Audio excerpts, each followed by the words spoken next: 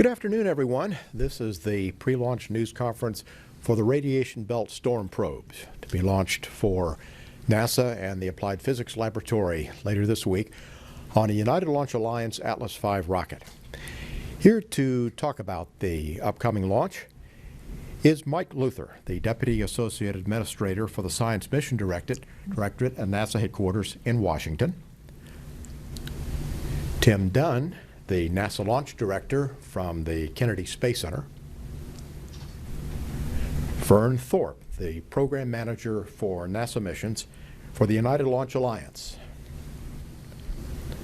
Rick Fitzgerald, the RBSP Project Manager from the Johns Hopkins Applied Physics Laboratory.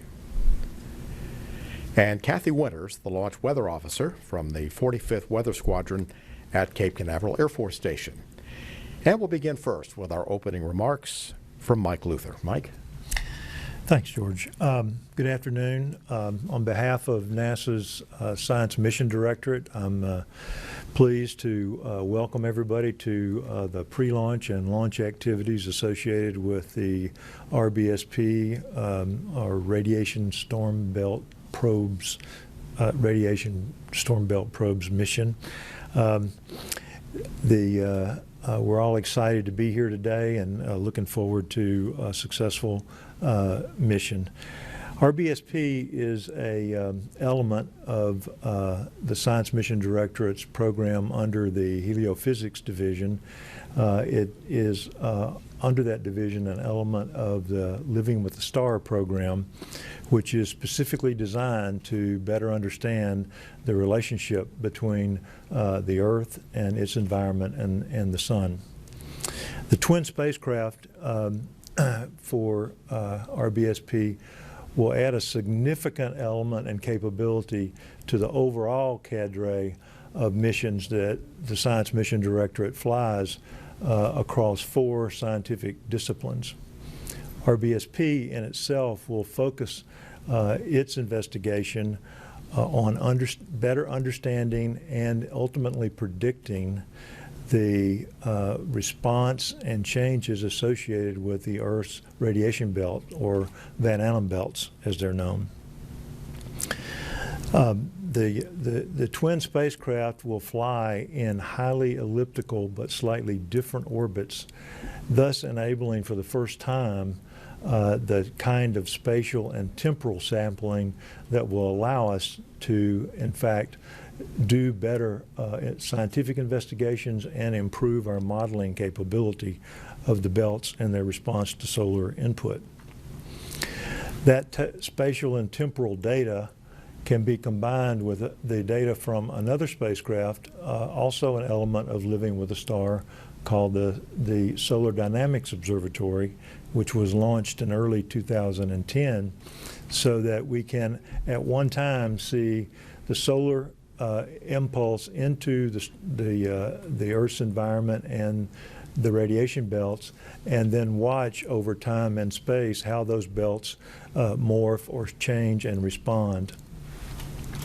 At the same time, the spacecraft will also contribute operationally, as their data will be delivered in near real time to users all over the world, so that those users can use the space weather data to protect sensitive ground-based as well as space-based assets that may reside out there. All in all, RBSP represents a giant step forward for the Science Mission Directorate and certainly for the heliophysics community, and we look forward to a successful launch. Thank you. Thank you, Mike. And now to Tim Dunn, the NASA Launch Director from the Kennedy Space Center. Tim? Thank you, George.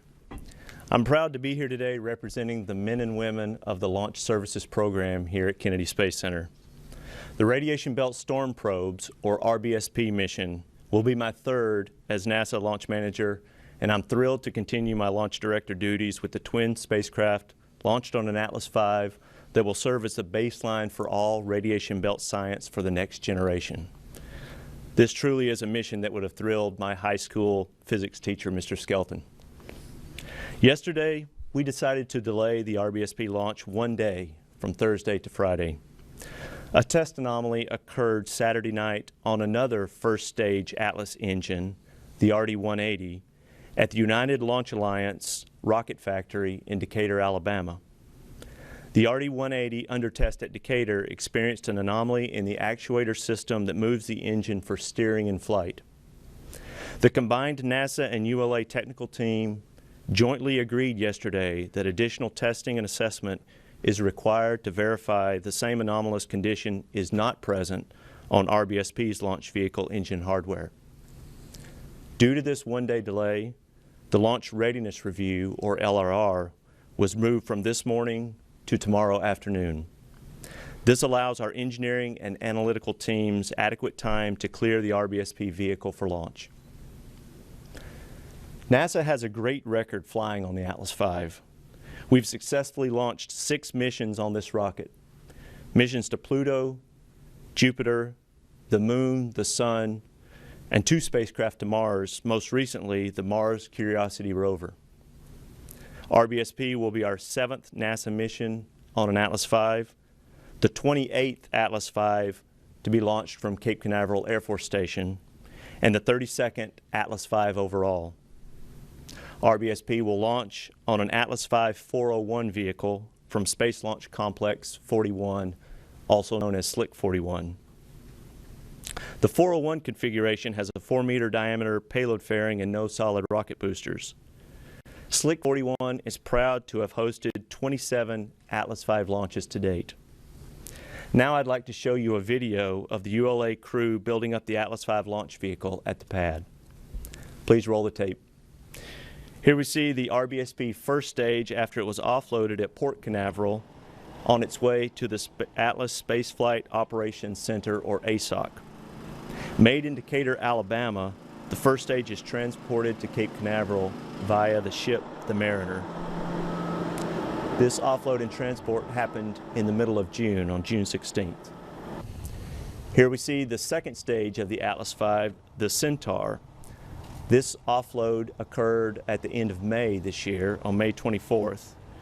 It's being transported to the same facility, the ASOC, on Cape Canaveral Air Force Station, where it will be electrically connected to the first stage for horizontal checkout.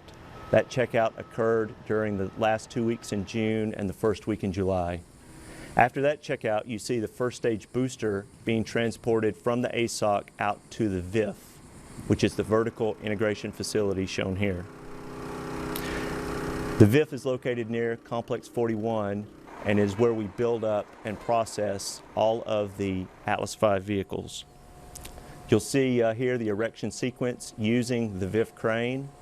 The overhead crane lifts the first stage booster and brings it into the VIF and sets it down on the MLP, or mobile launch platform. This is a nice view from the tail side looking up, seeing the power plant RD-180 engine there. 3 days later, in the middle of July, we transported the Centaur second stage out to the VIF for its sequence of erection and mate to the top of the first stage of the Atlas V. The power plant for the second stage is the Pratt & Whitney Rocketdyne RL-10. So you'll see the erection sequence here using the same VIF overhead crane under the watchful eye of ULA employees. We erect the second stage Centaur and bring it in and set it down on top of the first stage. A nice view there of the RL-10 on the aft side of second stage. Our spacecraft arrival. In the early morning hours of August 10th, we transported the spacecraft out to the VIF. Here you see the twin RBSP spacecraft encapsulated by the 4-meter fairing. After rollout from the spacecraft processing facility, we erected the encapsulated assembly and mated it to the top of Centaur. And there you see the completed Atlas V vehicle as it sits today. The RBSP launch campaign has gone very well. Over the past 10 days since RBSP mate, the Atlas V team has been busy with launch preparations. Last Tuesday, we performed the final integrated systems test with the spacecraft and rocket. Last Thursday, the combined NASA and ULA launch team held the flight readiness review, where we assess the preparations of the launch vehicle, range and facility assets, and the readiness of the twin RBSP spacecraft. Then, on Friday, we performed a successful mission dress rehearsal to exercise and prepare the entire ULA, NASA, and Air Force Atlas V launch team. Tomorrow, we will conduct the launch readiness review for the mission, where senior NASA, ULA, and Air Force management will assess readiness of the rocket, spacecraft, and range to proceed with launch on Friday morning. On Wednesday, we will begin final launch preparations at approximately 10 a.m. Eastern Time by rolling the Atlas V on its mobile launch platform approximately 1/4 mile from the VIF to Slick 41, and then loading the highly refined kerosene RP-1 fuel in the first stage fuel tank. Thursday will serve as a crew synchronization day to prepare the launch team for arrival on console just after 10:30 p.m. Thursday night. The crew will perform final preparations of vehicle power on and electrical checks, followed by cryogenic tanking of the first stage liquid oxygen and second stage Centaur liquid oxygen and liquid hydrogen, beginning at 1:40 a.m. Friday morning. Final engine slews will then be performed after tanking, and we will be ready for launch early Friday morning at 4:07 a.m. Eastern Time with a 20-minute window. In summary, after LRR tomorrow, the Atlas V rocket will be ready, and the launch team is prepared and excited to launch these radiation belt storm probes. Back to you, George. Thank you, Tim. And now to Vern Thorpe, the program manager for NASA missions from United Launch Alliance, to talk about the ULA role and the flight of the Atlas V. Vern? Hey, thank you, George. Good afternoon.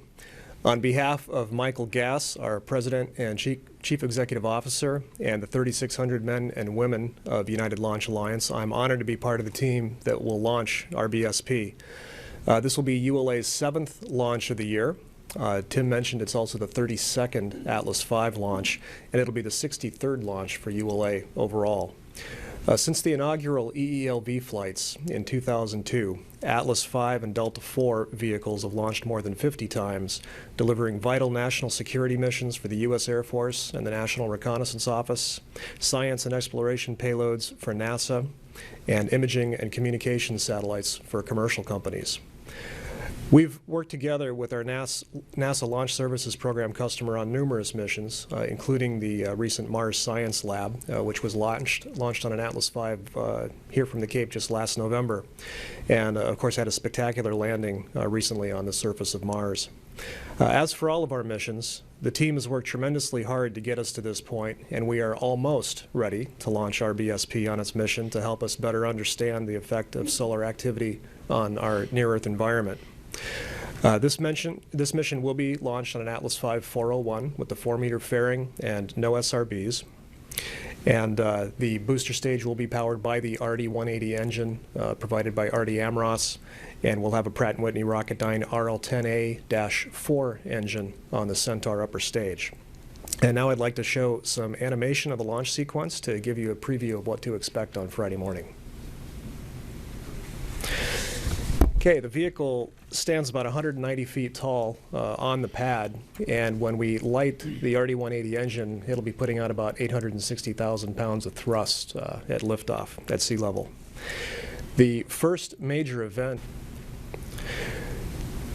after we separate that booster stage, we'll prepare the Centaur engines for ignition, and we'll light them for the first of 2 engine burns. There you see the retro rockets firing to separate the booster stage. That's the chill down sequence for the RL-10 engines, and then we'll light the engines. About 8 seconds into that first engine burn, we will also jettison the payload fairing. The total duration for this first engine burn will be about 9 minutes and 15 seconds. And that will place us into a parking orbit coast, which is a pretty typical mission profile for an Atlas vehicle. That coast is almost an hour. It's about 55 minutes. At the end of that coast, we'll be in position for the second engine burn, so we'll light the Centaur engine again. That'll be a shorter burn, about 4 minutes and 40 seconds. And after that, we will orient the vehicle, do a spin-up, and separate the first of the 2 spacecraft. We will then reorient again, use the settling thrusters to change the orbit just slightly for that second spacecraft, and we'll separate it about 12 minutes later. And then following separation of the second spacecraft, we'll do the usual contamination and collision avoidance maneuver to prevent any possibility of recontact of the Centaur upper stage with the spacecraft. We are proud to serve a critical role in delivering one-of-a-kind NASA payloads to orbit in support of the global science community. ULA is focused on perfect product delivery for RBSP and for every mission we launch for NASA and for all of our other customers. Perfect product delivery includes a relentless focus on mission success, a focus on one launch at a time, and continuous improvement in meeting all of the needs of our customers. This mission is the culmination of years of hard work by NASA's Launch Services Program, NASA's Goddard Space Flight Center, the Johns Hopkins University Applied Physics Lab, and the ULA launch team. Once again, I want to thank all of our mission partners who have worked with us tirelessly to make this launch a success. Back to you, George. Thank you, Vern. And now to Rick Fitzgerald, the RBSP project manager from the Johns Hopkins Applied Physics Laboratory. Rick? Thank you, George. Well, I'm pleased and honored to be here today to represent the RBSP project, which is considered to be part of the program that Mike described, the Living with a Star program. Our team members include the Applied Physics Laboratory, which is my home institution, but all of our instrument providers. So we have principal investigators from the University of Iowa, the University of New Hampshire, the New Jersey Institute of Technology, and the University of Minnesota. And we are also partnered with the Goddard Space Flight Center, which is where the LWS program office resides, and also a contributed instrument from the National Reconnaissance Office. So without all these instrument partners and teaming arrangements, today wouldn't be possible. So I'm really happy to be here to represent that entire group. What I'd like to do is talk a little bit about picking up with the sequence after launch that Vern just described, and then come back and talk a little bit more about the science of the mission. And I have some video about our processing that we've undergone while we're down here after shipping from APL. So the first thing is the launch sequence. So you saw that we have two spacecraft. We get dropped off after a spin-up of the Centaur stage. The A spacecraft will separate a few minutes after that. And as Mike pointed out, we will be in slightly different orbits, and that's by design so that we can achieve the science that we've all been waiting for decades. After we separate, the spacecraft maintain a spin rate. The first actuation that really occurs is we open up our solar panels and go power positive by getting sunlight on our solar panels and start charging our batteries again. Following that, we deploy some booms on the end of two of those panels, which are the emphasis instrument, their magnetometer, which is also critical to not only the science but also our spacecraft operations. So those things happen early on in the sequence. We launch with our spacecraft subsystems partially on, and the first thing we do is we check out the RF subsystem and make sure that we're seeing all the link margins that we expect to see as we pass over the various ground stations. We also have our spacecraft processor partially on, and of course our power subsystems. We will then check out our guidance, navigation, and control. And then there's a carefully sequenced 60-day commissioning period where in this choreographed activity we carefully turn on each instrument one by one, and all this has been very carefully coordinated with all the PIs on the mission. At the end of 60 days, all the deployments will have happened, all the instruments will be turned on, and we will be ready to start the science of the mission. One thing to point out is 2012 is an important year for us because we're launching in a period of high solar activity. So we're nearing solar max, which means we stand the best chance of seeing a lot of solar activity excite the radiation belts, and that's exactly what we want to see happen. So a little bit about the science, and you will get a full science briefing later on. But you will hear that that we've been waiting for this mission for decades. The Van Allen belts were discovered in 1958, and since that time, we know something about the radiation belts, but not enough. This mission is designed to really understand the whole solar interaction with radiation belts and understand why they are excited and sometimes why they're not. And the mission design itself is part of that equation. So we're at 10 degrees inclination and a highly elliptical.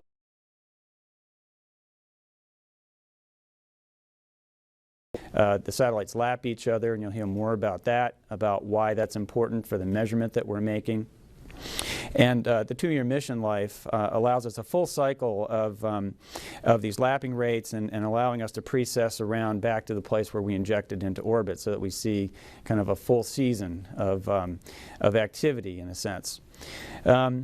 What I'd like to do next is talk about the processing that we've undertaken since we've come down here to the Cape, and if you'll start the video, I'll walk you through that.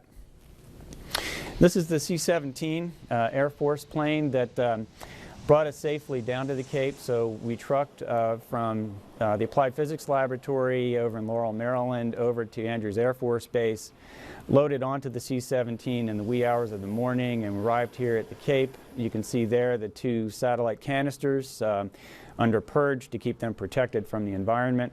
We arrived at Astrotech just outside the KSC gates here. This happened on May 1st. You can see our technicians carefully unwrapping both spacecraft and days later opening up the spacecraft. So we need to make sure after we arrive that we didn't have any disruption to the spacecraft due to the ride. Here's some black light cleaning. The black light allows us to see all dust particles all over the spacecraft and clean those appropriately. This is one of our tests we perform, the magnetic swing test, where we actually swing the spacecraft through a magnetic field to make sure that it's magnetically silent. We also went through a spin test. I mentioned that we spin on orbit at about 5 RPM, so we have to make sure we're still well balanced. Here's some more cleaning in the black light. Here we are with some of the panels raised and getting ready for a deployment test with the solar panels, and you can see the emphasis instruments there. And there's a G-negated test of the solar array deployment with the booms for the emphasis instrument. The high bay that we were in is tremendous. It's a great facility there at Astrotech. You can see all of our techs in clean room garb, plenty of space to work on 2 spacecraft. Here's the emphasis deployment, G-negated. So it gives you an idea of what that looks like when we deploy that boom shortly after we get on orbit. And here we are with some of our final closeout activities and our mission assurance folks taking a careful look at the spacecraft as we move from step to step. All the scripts that they have on their laptops, and also all of the motion tests that have to be measured and compared against what we expected. This is a spacecraft stack being moved on the dolly to get ready for encapsulation into the fairing, and there you can see the second half of the fairing closing us up for the last time right there. That was a big day for us that happened last week. The team is assessing to make sure that we're all in good condition, and we're backing up, getting ready to be transported from Astrotech over to the VIF. There's our team carefully loading onto the truck, and again in the middle of the night moving over toward the VIF so that we don't have any vehicular traffic to worry about, and the caravan that's carefully motoring us at a safe 7 miles per hour over to the VIF. So again, I'd like to say how excited we are about this mission. This culminates more than 5 years of effort, and in fact the first planning stages from the science happened in 2001. There was a meeting to talk about what the science would be and what we wanted to measure and how we wanted to do that. So many years of activity preparing for this day, and in fact since the 50s, to try to unlock some of the mysteries of the Van Allen belts. So again, on behalf of the team, thanks for everyone's support to get us to here, and we're looking forward to launch day on Friday, when we're going to see all this work finally come to fruition on orbit. George? Thank you, Rick. Now to Kathy Winters, our launch weather officer for the 45th Weather Squadron at Cape Canaveral Air Force Station. Kathy.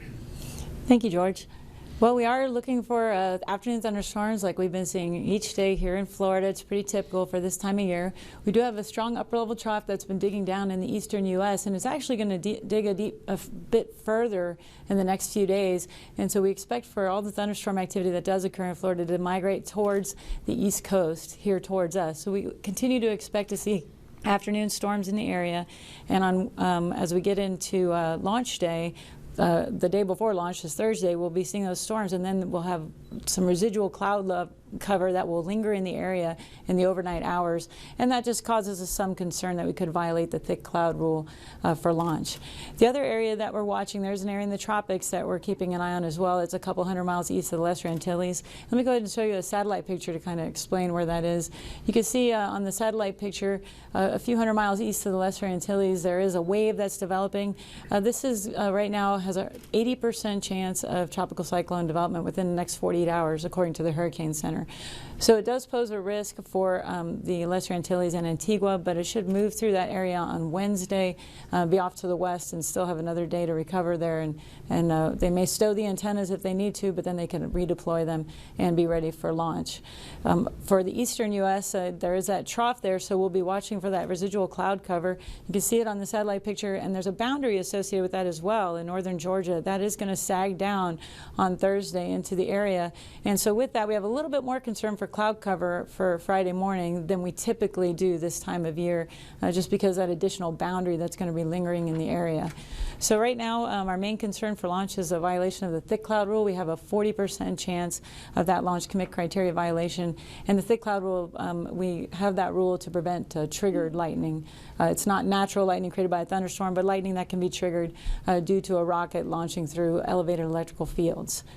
Now, if we happen to delay 24 hours, the big question mark will be what is that tropical wave going to do? Right now, some of the models bring it, most of the models bring it actually straight west, but then some of the models actually bring it a little bit more towards the north and head it into Hispaniola and then just southeast of southeastern Cuba as we get into Saturday morning. What that means for us is that the ridge actually migrates back up to the north and we get into more of an easterly flow pattern, and that can cause some isolated showers to occur on Saturday morning. So our main concern, if we happen to delay 24 hours, would be a cumulus cloud rule violation that's associated with these isolated showers. And we'd be mainly watching for any cumulus clouds within 10 nautical miles of the launch pad and looking at how tall those clouds are to see if they violate the rule. And we don't expect any lightning with those, but again, it's more of a triggered lightning concern, and that's what a lot of our lightning launch commit criteria rules are about, is triggered lightning. So overall, still a better chance than not when it comes to weather. Still a 60% chance of having go weather for launch, but there is some concern for thick clouds on the morning of launch. All right, thank you, Kathy. And we're ready now to take questions. Please give your name and affiliation when the microphone comes to you. And we'll start here in the front with Marcia. Marcia Dunn, Associated Press, probably for Mr. Fitzgerald. Why has it taken so long to launch a spacecraft to the radiation belts to get a good handle on what's going on there? And if you could give a little history of perhaps other craft that have done research in this area, and how are you going to be protecting these two craft from a pretty hazardous environment? Thank you. Some of the details about the history, I think some of our science folks could give you better. But I will say that there was a mission called CRESS that did go to the radiation belts. It was a single spacecraft, and it unlocked some of the mysteries of the radiation belts, but left additional questions. For instance, this issue about seeing a lot of solar activity that you would expect may excite the radiation belts, but in fact did not. Why did that happen? We don't understand that. The Radiation Belt Storm Probes mission, this twin satellite mission, is supremely equipped to make the measurements that would help us understand what the processes are that are going on within the belts and due to coronal mass ejection. With respect to how do we protect the mission, so that's a great question too. I started off with an analogy. I'm a runner, and as a runner, there's this slogan you see at track events that says, "My sport is your sport's punishment." And on this mission, our mission is other missions' punishment. We're going to a place that other missions try to avoid, and we need to live there for 2 years. That's one of our biggest technical challenges. And so we did that on many different levels. The first is we have a lot of shielding of all electronic boxes. So we have 350 mils of aluminum shielding around our electronics. That's about 1/3 of an inch to give you a better feel for that. And that helps protect against some of these highly charged particles from penetrating our sensitive electronics. In addition, the electronics themselves, we selected a lot of radiation-hardened parts. So you can purchase those. They are more expensive than standard parts, and they also give you some level of protection against both single-event upset and cumulative radiation over time. And so those things are the primary mechanisms for us to protect against the environment that we're going to fly in. We also have some other specialized things that we've done to help with the science measurements. So we need to be magnetically quiet, as you saw in that magnetic swing test. So basically that was kind of like walking through a magnetometer at the airport. If you had no metal in your pockets, it doesn't go off. In that test, we're also trying to make sure that the spacecraft itself is not inducing a magnetic field that would be picked up by our emphasis instrument, and therefore cause noise on that measurement. So there are a lot of unique things about the mission that we had to think about and design into in order to make the sensitive measurements that we're going to make. Any other questions for our pre-launch panel here? Justin. Hi, Justin Wright with spaceflightnow.com. Two for Tim. Are you physically doing anything on the RD-180 here, on the vehicle here, or is it more of a paperwork analysis type of effort? And would you expect this issue is going to be resolved by tomorrow's LRR? Yeah, let me answer that, and I'll let Vern add a little more. We're doing both, Justin. We are doing testing on the RBSP hardware today.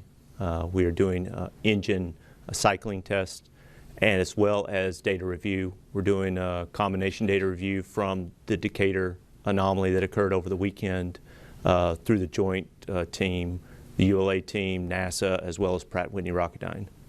And when the technical team met yesterday afternoon, I would categorize it as we did have high confidence that we would be able to get through this, but we did want to perform today's confidence testing as well as completed data review.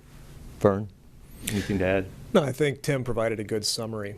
We think we understand what the issue is. The testing that we're doing today will build up some separation between this engine and the engine in the factory where we saw the issue. Even though we think we know what the issue is, we're going to move very slowly, very carefully today. The testing itself that we're going to be performing on the engine lasts about 4 hours, but some of our folks have about a 14-hour day ahead of them because of all of the review and thought and preparation that goes into that to make sure that we're really on the right track. But I would say overall we're pretty optimistic that we know what's happening. Quick spacecraft question. Are you actually going into your final orbit when you come off of the Centaur, or do you have to do any sort of raising burns in your initial 60-day period? Essentially, we're injecting into the orbit that we want to be into. Of course, we'll assess that after we get dropped off and find out where exactly we are. But the intent is that we'll begin our deployments that we're in where we want to be. And as I said, over the next 60 days, we will be turning on the science instruments and assessing what we have and where we are. But the direct answer to your question is yes, we're essentially where we want to be when we get dropped off.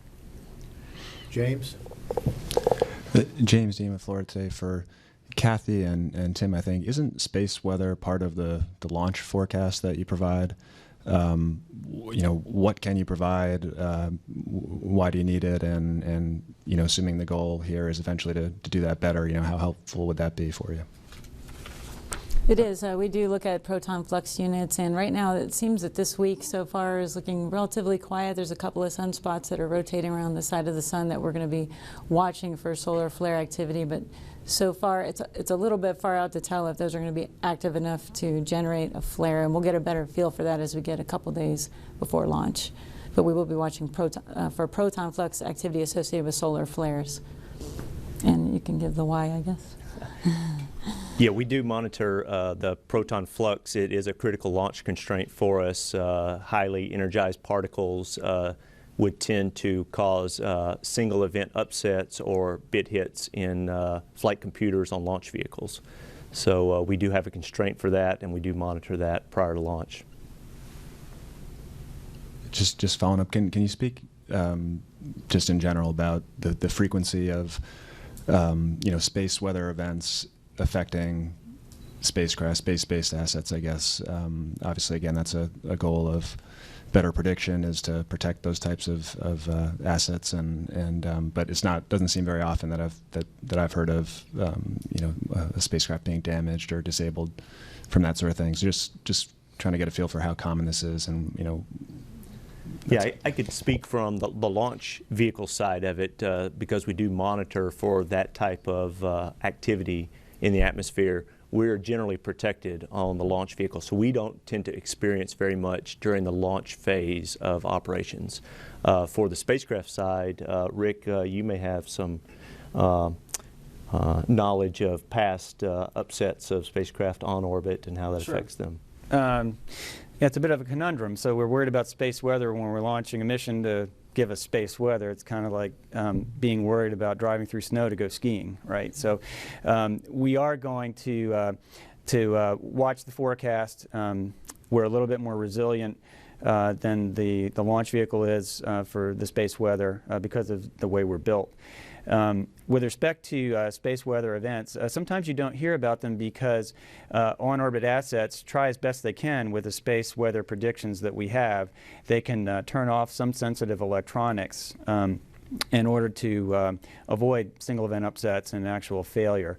And that's another part of our mission, is to be able to give better space weather information that other agencies and other spacecraft providers can use for their on-orbit assets. As far as making the news, it makes the news when it affects the general population the most. So when GPS is affected, it can affect so many people in so many ways. It can affect airliners. It can affect communication. It can affect a lot of things. And so when those kinds of things happen, you hear more about it. Or a communication satellite, when a comm link is interrupted in the middle of an important event. That kind of stuff makes the news. A lot of things, a lot of science measurement spacecraft don't necessarily make the news if they have an event that they are dealing with. So that's something I can't really answer about when you hear about it and when you don't. That's more or less controlled by the media. But it is a real thing that you have to worry about, and this mission is all about helping everybody understand what's really out there that they need to deal with.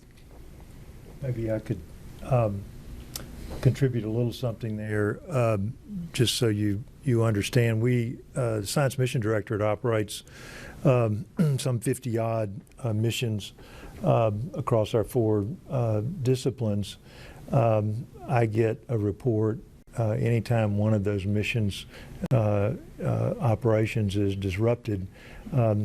Anecdotally, I will tell you that that's probably about once a month. A mission will not the same mission every month, obviously, but of that collective group of missions, probably 10, 12 times a year, we'll have a satellite either have a disruption, we refer to them as single event upsets, or we do have some missions who, as Rick said, take proactive action if we understand that there's a solar event that's taking place in order to avoid a problem. The impact of that may not make the press because it doesn't impact people day to day, but we're talking about space assets that cost hundreds of millions of dollars to collect science data. We don't like losing one bit I mean that literally bit of science data, and so it's a very disturbing event when we have to shut an instrument down or a spacecraft down, bring it back up again. We can recover from those. We always do, or almost always do, but the recovery means that you've lost some time period of data. So it's not an insignificant impact to the on-orbit assets. Marcia, follow-up? Yes, two quick follow-ups. The $386 million cost of the mission, does that includes the launch costs? The No. total NASA mission cost is $686 million, and that does include the launch vehicle and all phases of the mission. And do you have any plans after launch to name A and B? Or will they always be A and B? There are some plans under discussion from NASA headquarters. I don't know, Mike, if you want to address that. We have a process that we have to go through. There's been a proposal. It has to be vetted before we can make an announcement. So I am not prepared to make that announcement here. But there's some proposals that are being considered for names that have to go through a process. Definitely after launch. Yeah, Definitely right. After the successful launch and so on. All right. I think we have someone following on the phone as well. Michael Wall, did you have a question? And if you do, if you can give your affiliation. Oh, yeah. Hi, this is Mike Wall from Space.com. Can you hear me? We can hear you. Okay, thanks. Sorry. Yeah, I'd just like a little more information about the anomaly. I mean, is this something that you guys have seen before? I mean, in the rocket, and yeah, I mean, what are some of the steps that you're taking? I mean, I know you sort of outlined them, but could you go into a little bit more detail about sort of how you're going about fixing this? You want me to take that? Yeah, I'll let you take that. Okay, this is Vern Thorpe with United Launch Alliance. We can tell you that the anomaly that we saw was on a hydraulic system actuator, essentially.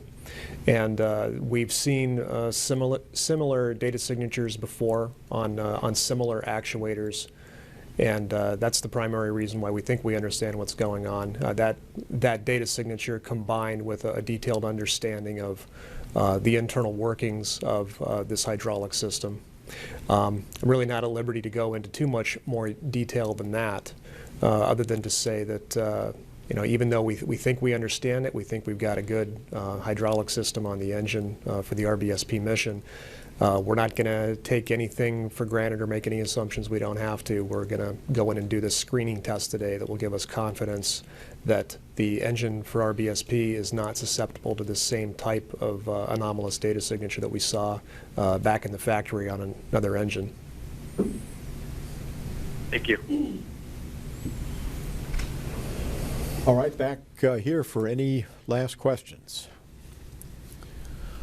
All right, in that event, we're going to pause long enough just to change our players here on the dais, and we'll go into the RBSP Mission Science Briefing. Thank you.